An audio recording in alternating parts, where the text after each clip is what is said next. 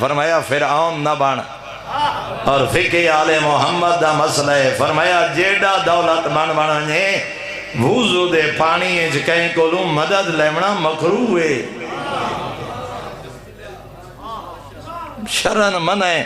بھئی کوئی بندہ پانی پائے تے میں وضو کرن نہیں، معصوم نو بندے آکے مولا میں پانی پینا تو سب وضو کرو، فرمایا نا، منع ہے شریعت ہے۔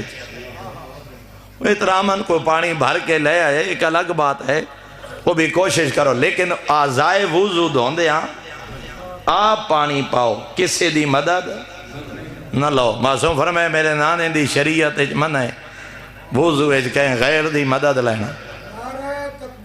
اللہ اکبر،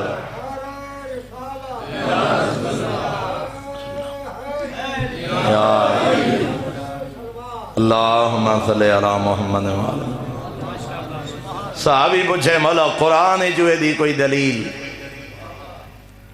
معصوم نے قرآن ناطق نے قرآن دی آیت پڑھی ہے، وَلَا يُشْرِكْ بِعِبَادَتِ رَبِّهِ أَحَدًا، اللہ دے میری عبادت کہنو شریک نہ کریں۔ فرمایا کیا وضو عبادت نہیں؟ کیونکہ وضو کرنا ہی عبادت ہے، عبادت بندہ آپ کرے، کہیں غیر نو اسے شریک نہ کرے۔ ہن خود اندازہ لگاؤ جڑی شریعت مقدسہ آدھی ہے جو پانی وضو دا آپ پا، اسا نوابی سمجھے نہ میری جتیاں کوئی لہائے تے کوئی پوائے نہیں، اے آل محمد دا مذہب نہیں۔ معصوم اپنا کام آپ کرن نو پسند کریں دے، معصوم محنت کرن والیاں نال حجت خدا برابر، صحابیاں نال برابر کام کرنا۔ پیغمبر اعظم خندق کھٹی ہے جتنی ہر صحابی کھٹی ہے، اتنی زہرا دے بابے کھٹی ہے،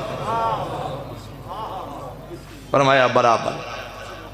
صحابی گوشت پہ بڑھیں دیں، کچھ صحابی لکڑیاں تلاش کریں گئے، زہرا دا بابا ہی اٹھیں، مولا تو ساں بابو نا اساں لے اسائیں، فرمایا نہیں، میں مفہوم پہ آدھا الفاظ نہیں، فرمایا اساں آل محمد مذہب اچ بت بننا جائز نہیں، جتنا تساں کرے سو اتنا میں زہرا دا بابا ہی کرے سو۔